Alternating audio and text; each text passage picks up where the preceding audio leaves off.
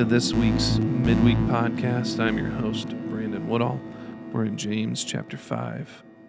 Let's get into it. Point 1, warning to the rich.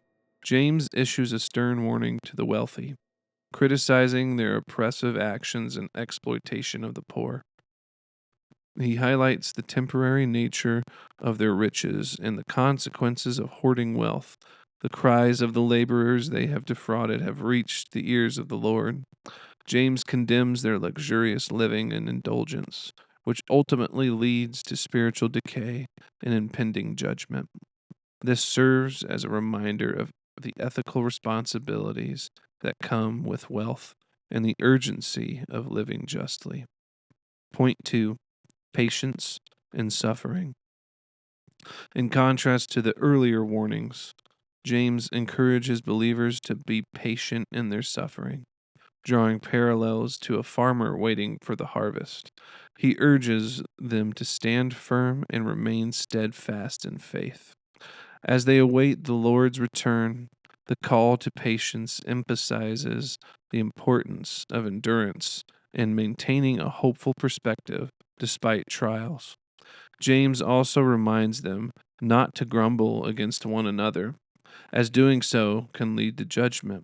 He highlights the example of the prophets and Job, who endured suffering with faithfulness and were ultimately blessed. And point 3, the power of prayer. The chapter concludes with a strong emphasis on the power of prayer. James encourages believers to pray in all circumstances, whether in trouble or happy, sick or healthy.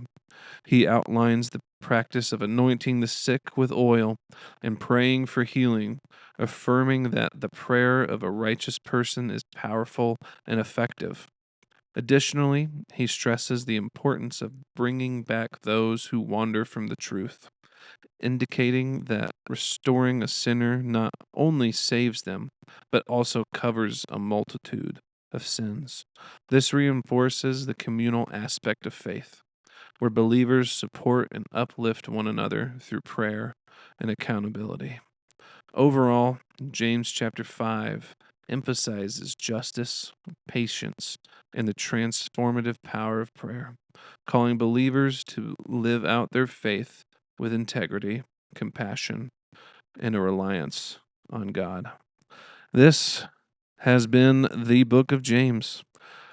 The next book that we're going to be hitting on is the book of Colossians, and I'm excited to hit that. And so thank you for listening to this.